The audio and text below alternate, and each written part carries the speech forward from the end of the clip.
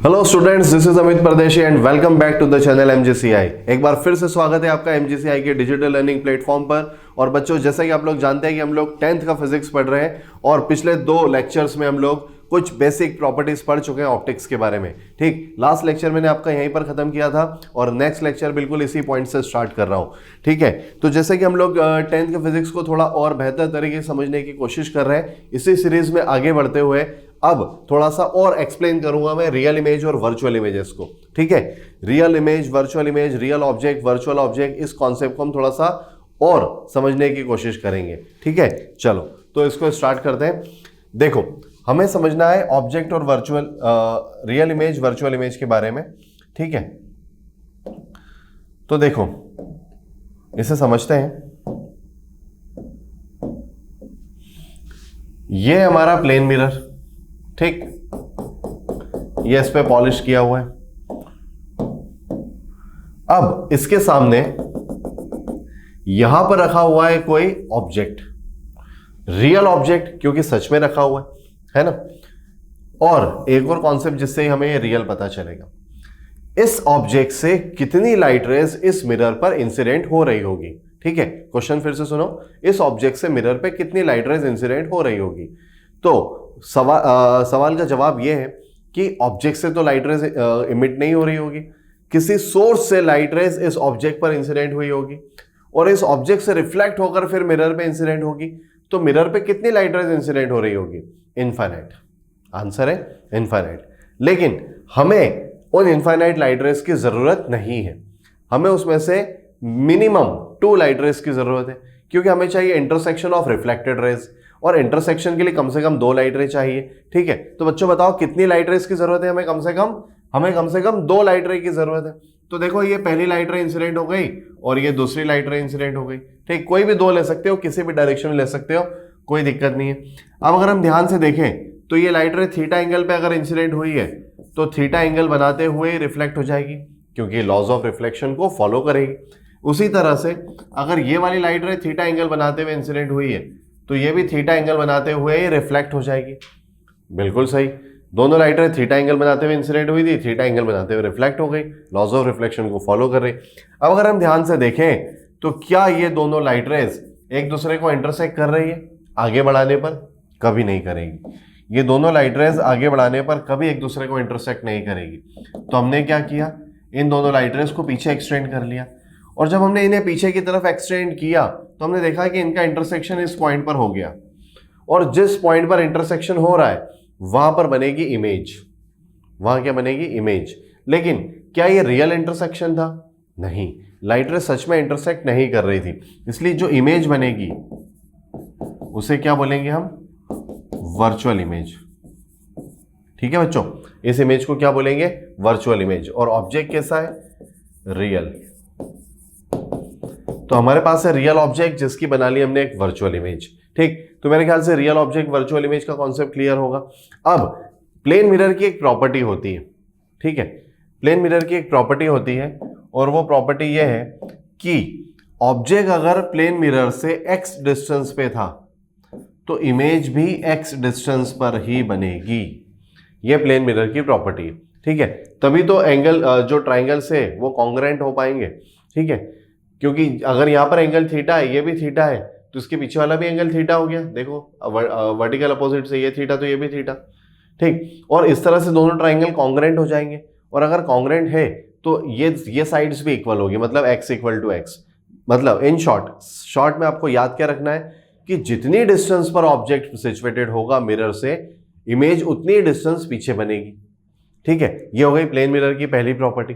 चलो आगे बढ़ते हैं। अब देखो, ये तो हो गया आपका रियल और वर्चुअल इमेज, रियल ऑब्जेक्ट का कॉन्सेप्ट।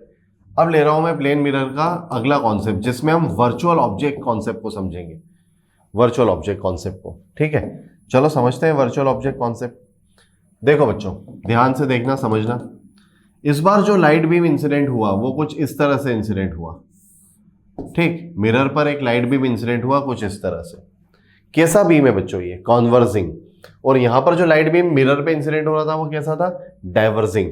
और जैसा कि मैंने पिछले लेक्चर्स में आपको बताया कि डाइवर्जिंग बीम जब भी होगा, जब भी डाइवर्जिंग बीम होगा तो वो क्या बनाएगा, वो बनाएगा रियल ऑब्जेक्ट। ठीक, जिस पॉइंट से लाइट रेज इंसिडेंट होती है उसे हम ऑब्जेक्ट कहते थे, और अगर बीम डाइवर्जिंग है तो रियल ऑब्जेक्ट, और कॉन्वर्जिंग है तो वर्चुअल ऑब्जेक्ट। ठीक है, अगर ये मिरर बीच में नहीं आता तो ये दोनों लाइट रेज यहां जाके इंटरसेक्ट होने वाली थी, और intersection point of incident raise क्या होता है, ऑब्जेक्ट। लेकिन लाइट रेज सच में इंटरसेक्ट नहीं हो पाई, इसलिए ये क्या बन जाएगा बच्चों, ये क्या बन जाएगा, ये आपका बन जाएगा वर्चुअल ऑब्जेक्ट। इसे हम बोलेंगे O, and this is virtual object. ये बन जाएगा आपका वर्चुअल ऑब्जेक्ट। ठीक है, अब देखो लाइट रेज जितने एंगल पे इंसिडेंट हुई है उतने ही एंगल पे रिफ्लेक्ट हो जाएगी, और आफ्टर रिफ्लेक्शन इनका इंटरसेक्शन हो रहा है इस पॉइंट पर। तो जिस पॉइंट पर light rays after reflection intersect कर रही है उस पॉइंट पर बनेगी इमेज। क्या लाइट रेज सच में इंटरसेक्ट हो रही है, यस, लाइट रेज सच में इंटरसेक्ट हो रही है। तो कैसी इमेज बनेगी, ये इमेज बनेगी रियल इमेज। कैसी इमेज बनेगी बच्चों, रियल इमेज। ठीक है, चलो, तो ये कॉन्सेप्ट मेरे ख्याल से क्लियर है आपको, रियल इमेज का। Real image I and virtual object O. अब यहां पर मेरे दो छोटे छोटे सवाल, क्या प्लेन मिरर वर्चुअल इमेज बना सकता है, यस। क्या प्लेन मिरर रियल इमेज बना सकता है, yes, but it is only for virtual object. Plane mirror real image तो बना सकता है, लेकिन किसकी, वर्चुअल ऑब्जेक्ट की। प्लेन मिरर सिर्फ वर्चुअल ऑब्जेक्ट की रियल इमेजेस बनाता है, लेकिन रियल ऑब्जेक्ट्स की वर्चुअल इमेज। ठीक, तो यहां पर एक नोट आप लोग लिख लीजिए कि plane mirror forms virtual image of real objects and real images for virtual objects. ठीक है, प्लेन मिरर क्या करता है बच्चों, क्या करता है, फिर से बता रहा हूं एक बार, रियल ऑब्जेक्ट्स की तो वर्चुअल इमेज बनाता है, लेकिन वर्चुअल ऑब्जेक्ट्स की रियल इमेज बनाता है। अब यहां पर इमेजेस की छोटी छोटी प्रॉपर्टीज थोड़ी और क्लियर कर देता हूं मैं आप लोगों को, कि जब भी वर्चुअल इमेज बनेगी तो देखो कहां पर बनेगी, मिरर के पीछे या मिरर के आगे, मिरर के पीछे। और अगर ये मिरर के पीछे बनती है तो क्या यहां पर हम कोई स्क्रीन रखकर उस पर इंटरसेक्शन करवा सकते हैं, नहीं। लेकिन यहां पर लाइट रेज सच में आके इंटरसेक्ट हो रही है, और जहां लाइट रेज इंटरसेक्ट हो रही है, सोचो अगर मैं वहां एक स्क्रीन रख दूं इस तरह से, यहां पर मैं एक स्क्रीन रख दूं, ठीक है, ये एक स्क्रीन है, तो जो लाइट रेज इस पॉइंट पर इंटरसेक्ट हो रही थी वो स्क्रीन पर इंटरसेक्ट होने लग जाएगी, तो ये इमेज हमें स्क्रीन पर दिखाई देगी। ठीक है, ये क्या बनाया मैंने, स्क्रीन। ठीक है, तो लाइट रेज कहां पर दिखाई देगी बच्चों, स्क्रीन पर। लाइट रेज स्क्रीन पर दिखाई देगी, मतलब जो रियल इमेजेस है, real images can be formed on screen, can be obtain on the screen. Real images को स्क्रीन पर ऑब्टेन किया जा सकता है, but virtual images can't be obtain on screen. ठीक है, तो रियल इमेज की फर्स्ट प्रॉपर्टी क्या हो गई, it can obtain on screen. ठीक है, इसे स्क्रीन पर ऑब्टेन किया जा सकता है। ठीक, वर्चुअल इमेज की प्रॉपर्टी क्या हो गई, इट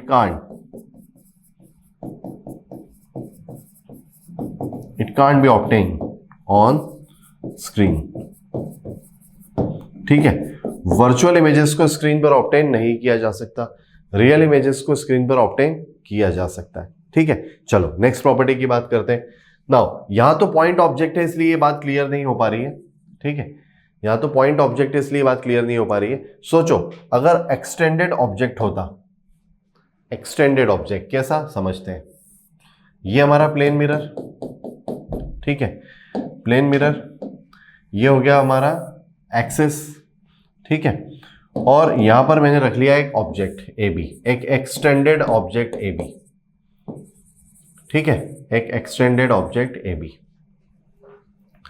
अब पॉइंट ए से एक लाइट रे चलती है इस तरह से, जो इसी पाथ पे वापस आ जाएगी, क्योंकि ये किस तरह का इंसिडेंस है बच्चों, किस तरह का इंसिडेंस है, ये नॉर्मल इंसिडेंस। ये हमने समझा था, जब भी कोई लाइट रे मिरर पे नॉर्मल इंसिडेंट होगी तो वो उसी पाथ में वापस आ जाएगी। ठीक है, नॉर्मल इंसिडेंस। अब पॉइंट बी से एक लाइट रे चलती है, मान लो इस डायरेक्शन में, वो ऐसे रिफ्लेक्ट बैक हो जाएगी।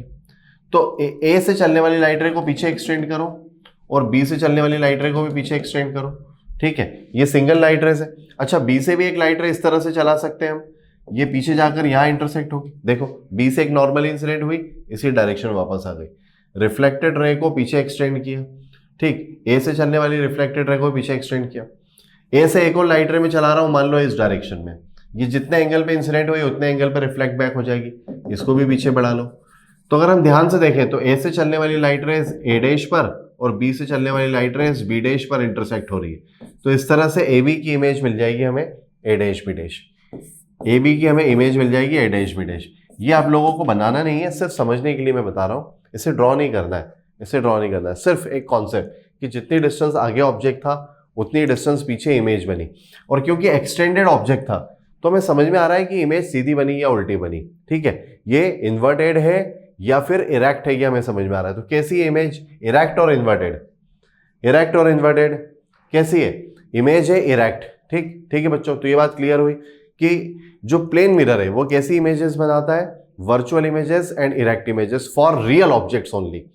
रियल ऑब्जेक्ट के लिए कैसी इमेज बनेगी, वर्चुअल इमेज बनेगी, वेरी गुड, इसको नाम दे रहा हूं मैं वर्चुअल इमेज, वर्चुअल इमेज बनेगी। वर्चुअल इमेज की एक प्रॉपर्टी मैंने आपको बताई थी अभी, वर्चुअल इमेज की प्रॉपर्टी क्या बताई थी बच्चों, वर्चुअल इमेज की प्रॉपर्टी क्या बताई थी, virtual images can't be obtain on screen, और जो सेकंड प्रॉपर्टी वो हमें यहां समझ में आई, virtual images are erect, erect with respect to object.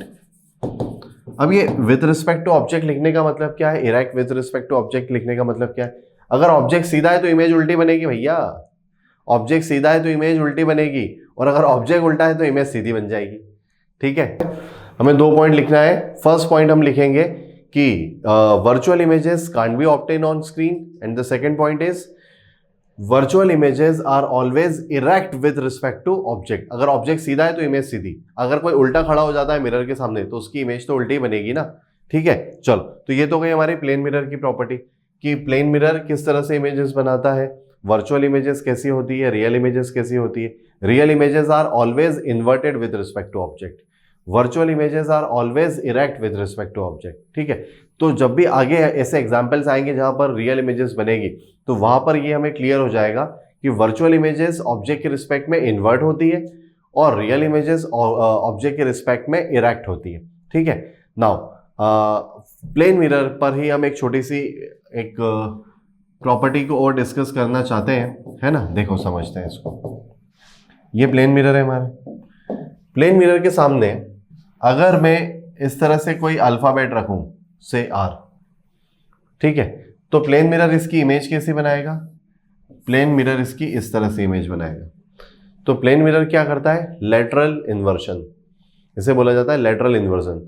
तो plane mirror laterally inverted images बनाता है, इसलिए आपने देखा होगा कभी एम्बुलेंस पर उल्टा एम्बुलेंस लिखा होता है, ठीक है। कोई सोच रहा होगा कि एम्बुलेंस पर ये उल्टे अक्षरों में एम्बुलेंस क्यों लिखा हुआ होता है। एक्चुअली होता क्या है कि जब आप गाड़ी के साइड मिरर में, है ना, रेयर व्यू मिरर में जब आप उस एम्बुलेंस को आते हुए देखते हो तो वो उल्टे अक्षर लेटरली इन्वर्ट होकर सीधे दिखाई देने लगते हैं, और जो भी ड्राइवर है उसे पता चल जाता है कि पीछे से एम्बुलेंस आ रही है और उसे हमें साइड देना है, ठीक है। ऐसा होता है कि जब भी आप एम्बुलेंस को देखो तो आप उसे साइड दो, और अगर आप नहीं दे रहे हो तो आप बहुत गलत कर रहे हो, ठीक है। हमें एम्बुलेंस को हमेशा साइड देना चाहिए बच्चों, ठीक है। तो एम्बुलेंस को आप साइड दे पाओ प्रॉपर टाइम पर, जैसे ही, क्योंकि वो एक क्रिटिकल कंडीशन में किसी को लेकर जा रही होती है, तो इसलिए उस पर लेटरली इन्वर्टेड अक्षर ऐसे इस तरह से उल्टे अक्षरों में, उल्टे फोन्ट्स में एम्बुलेंस लिखा होता है। जब और रेयर व्यू मिरर में उसे देखा जाता है तो वो सीधा दिखाई देने लगता है, ठीक है। चलिए, इतनी बातें क्लियर है, बहुत बढ़िया। तो आगे बढ़ते हैं, आगे बढ़ते हैं, फिर से अपनी स्लाइड पर आते हैं, ठीक है। हाँ, तो रियल और वर्चुअल इमेजेस के बारे में हम लोग पढ़ चुके हैं, है ना। अब आते हैं टाइप्स ऑफ मिरर। तो टाइप्स ऑफ मिरर में है plane mirror, spherical mirror, concave और कॉन्वेक्स, ठीक। इतने टाइप के मिरर होते हैं। इसमें से प्लेन मिरर के बारे में तो हम थोड़ी थोड़ी चर्चा अभी कर चुके हैं, थोड़ा डिस्कशन हम प्लेन मिरर के बारे में कर चुके हैं। 2 मिरर हमारे पास बचे, कॉनकेव और कॉन्वेक्स, ठीक है। स्फेरिकल में 2 टाइप के मिरर बचे, कौन कौन से बच्चों, कॉन्वेक्स और कॉनकेव। अब ये समझते हैं कि ये कॉन्वेक्स और कॉनकेव मिरर क्या होते हैं, ठीक है। देखो, कॉन्वेक्स और कॉनकेव थ्योरी मैंने आपकी नोट डाउन करने की लिखी हुई है, यही सारी चीजें मैं अपनी लैंग्वेज में आपको एक्सप्लेन कर रहा हूँ, सारी चीजें समझते जाओ। देखो हमने क्या करा, हमने एक स्फीयर लिया, ठीक है, एक स्फीयर। कैसा स्फीयर? Glass sphere. और कैसा? ट्रांसपेरेंट, एक ट्रांसपेरेंट ग्लास स्फीयर। उस ग्लास स्फीयर के इतने पोर्शन पर, सॉरी, ठीक है, इस ग्लास स्फीयर के इतने पोर्शन पर, यहां से यहां तक, ठीक है, इतने पोर्शन पर हमने पॉलिश कर दिया। अब आप बोलोगे ये पॉलिश क्या होता है? ठीक, तो पॉलिश का मतलब होता है कि जो ग्लास सरफेस होती है उस पर सिल्वर कोटिंग की जाती है, और उस सिल्वर कोटिंग को प्रिवेंट करने के लिए उस पर रेड पेंट कर दिया जाता है। रेड या रेड का कोई भी शेड हो सकता है, वो ज़्यादा अच्छा होगा, ठीक है, इसलिए मैंने यहाँ पर रेड कलर ही यूज़ किया है पॉलिश के लिए। ठीक, तो सिल्वर कोटिंग करी जाती है, सिल्वर कोटिंग को प्रिवेंट करने के लिए उसके ऊपर रेड पेंट कर दिया जाता है, इसे हम बोलते हैं पॉलिशिंग ऑन मिरर, ठीक है। और आफ्टर पॉलिशिंग ये जो ग्लास सरफेस थी वो मिरर में कन्वर्ट हो जाती है। तो ग्लास और मिरर में डिफरेंस है, कांच और दर्पण में डिफरेंस है, ठीक है। कभी आपने ऐसा सुना है कि हमने कांच में अपनी इमेज देखी, ग्लास में अपनी इमेज देखी? ये पॉसिबल नहीं है, क्योंकि ग्लास ट्रांसपेरेंट होता है, वो उसमें प्रॉपर इमेज आपकी बनेगी नहीं। अगर आप अपनी क्लियर और प्रॉपर इमेज देखना चाहते हो तो उसके लिए आपको मिरर की ज़रूरत है, ठीक है। तो देखो ये एक मिरर था यहाँ पर, अब हमने इसको यहाँ से कट कर लिया, इतना इतना पार्ट कट कर लिया, तो ये जो पार्ट कट होकर हमारे सामने आया वो हमें कुछ इस तरह का दिखाई दिया। और इस मिरर को हमने क्या नाम दिया बच्चों? इस मिरर को नाम दिया कॉनकेव मिरर। अब अगर आप ध्यान से देखोगे तो जिस स्फीयर से इसको कट किया है उस स्फीयर का सेंटर ही इस मिरर का सेंटर बन गया, ठीक। और सी को हम बोलते हैं सेंटर ऑफ कर्वेचर। और ये जो लाइन थी यहां से यहां तक की लेंथ, ठीक है, ये वाली, इसे क्या नाम दिया हमने? अपर्चर। और ये लाइन जो डायमीटर था इस स्फीयर का, उस लाइन को हमने नाम दिया प्रिंसिपल एक्सिस, ठीक। अब सेंटर और पोल के बीच की जो डिस्टेंस है, सेंटर से पोल के बीच की डिस्टेंस, वो इस स्फीयर की रेडियस थी, और मिरर के लिए वो बन गए रेडियस ऑफ कर्वेचर, ठीक है। And the centre point of the mirror, centre point, ये वाला point, centre point of the mirror where from where the principal axis passes is called pole. उसे क्या नाम दिया बच्चों हमने? पोल। और ये है सिल्वर कोटिंग। बिल्कुल इसी तरह से कॉन्वेक्स मिरर को भी बनाया गया। कॉन्वेक्स मिरर को बनाने के लिए क्या करा? फिर से हमने एक ग्लास स्फीयर ले लिया, उस ग्लास स्फीयर पर सिल्वर पॉलिश कर दी, उस सिल्वर पॉलिश को प्रिवेंट करने के लिए फिर रेड पेंट कर दिया, और यहां से इसको कट कर लिया, ठीक है। तो जहां से कट करा उसको अगर मैं बाहर बनाऊं तो ये कुछ ऐसा दिखाई देगा।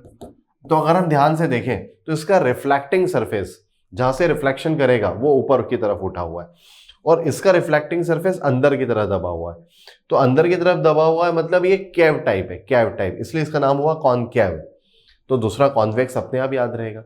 तो कौन सा कॉन्वेक्स है कौन सा कॉनकेव है उसे याद रखने की एक छोटी सी ट्रिक है कि जो कैव टाइप होता है, कैव समझते हो ना, गुफा, तो जो कैव टाइप होगा वो कॉनकेव।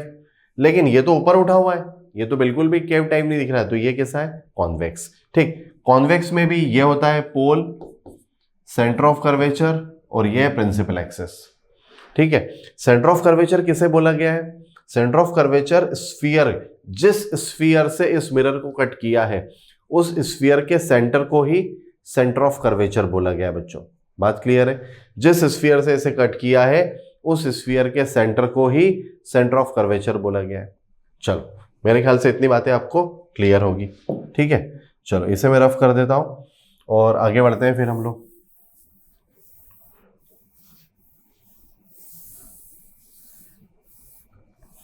ठीक है, अगर आप ये सारी चीजें नोट डाउन करना चाहो, ठीक है, तो यहां पर सबकी डेफिनेशन मैंने आपके लिए सामने रख दी है, ठीक है। यहां से आप सारी डेफिनेशंस नोट डाउन कर सकते हैं, ठीक है बच्चों, यहां से सारी डेफिनेशंस नोट डाउन कर सकते हैं, ठीक। एक बार मैं एक्सप्लेन कर देता हूं। पोल क्या है? The centre point of the mirror is called pole, है ना, जो हमने समझा था। सेंटर ऑफ कर्वेचर क्या होता है? The centre of the sphere of which the mirror is part is called the centre of curvature. जिस स्फीयर से मिरर को कट किया था उस स्फीयर का सेंटर ही मिरर का सेंटर ऑफ कर्वेचर है। Now what is the radius of curvature? The radius of sphere of which the mirror is part is called the radius of curvature. मतलब जिस sphere से cut किया उसकी radius को ही mirror की रेडियस ऑफ कर्वेचर बोला गया, ठीक है। Next one is principal axis. The straight line joining the point the pole and the centre of curvature is called the principal axis. ठीक है, प्रिंसिपल एक्सिस किसको बोला है बच्चों? प्रिंसिपल एक्सिस जो सेंटर ऑफ कर्वेचर और पोल को join करती है लाइन, उसे आप फर्दर एक्सटेंड भी कर सकते हो, वो है principal axis. Now focal plane and focal length, ये मैं आगे चल के आपको समझाने वाला हूं। चलो ठीक है, यही समझ सकते हैं इसको। पिछले डायग्राम में हमने फोकल लेंथ और फोकल प्लेन के बारे में नहीं समझा था, तो ध्यान से देखो, यहां पर इसे समझ लेते हैं। ये हमारा कॉन्केव मिरर, ये क्या हो गया बच्चों? Principal axis. इस पॉइंट को क्या बोलेंगे? पोल। और यहां कहीं था हमारा centre. The mid point of pole and centre of curvature is called focus. ठीक है, and the distance of focus from the pole is called focal length. ठीक है, and it is represented by small f. ठीक है, यहां पे देखो focal length, the distance between the pole and the focus is called focal length. ठीक, अब एक प्लेन होगा, एक इमेजिनरी प्लेन जो इस फोकस से पास हो रहा होगा, एक इमेजिनरी प्लेन। ठीक है, जो इस फोकस से पास होगा, फोकस से पास होने वाले इमेजिनरी प्लेन को हम बोलते हैं फोकल प्लेन। ठीक है, एक प्लेन, एक इमेजिनरी प्लेन जो फोकस से पास हो रहा है and it is perpendicular to principal axis. Principal axis के परपेंडिकुलर फोकस से पास होने वाले प्लेन को हमने क्या बोला है बच्चों? इसे बोला गया है, क्या बोला गया है? Focal plane. वेरी गुड, यह है फोकल प्लेन। ठीक, aperture, the size of the mirror is called its aperture. ठीक, अपर्चर कैलकुलेट करने के लिए आप इन दोनों पॉइंट्स को मिला सकते हो। यहां से मिरर का साइज हमें पता चल जाता है कि मिरर छोटा है, बड़ा है, या उसका अपर्चर ज्यादा है तो मिरर बहुत बड़ा होगा, अपर्चर छोटा है तो मिरर छोटा होगा। ठीक है, इस तरह से आप यहां से क्या पता कर सकते हो? Size of the mirror. ठीक, चलिए, मेरे ख्याल से आपको सारी चीजें बहुत अच्छे से क्लियर है कि पोल, फोकस, रेडियस ऑफ कर्वेचर क्या होता है। एक बार शॉर्ट में रिपीट कर देता हूं। ये वो स्फीयर जहां से हमने इसे कट किया था, स्फीयर, जिस स्फीयर से आपने मिरर को कट करके बनाया है, उस स्फीयर का सेंटर ही मिरर का सेंटर ऑफ कर्वेचर है, उस स्फीयर की रेडियस ही मिरर की रेडियस ऑफ कर्वेचर है। ठीक, ये जो मिड पॉइंट है ये आपका पोल है। पोल और सेंटर ऑफ कर्वेचर से जो लाइन पास होती है वो प्रिंसिपल एक्सिस है। सेंटर ऑफ कर्वेचर और पोल का मिड पॉइंट फोकस है।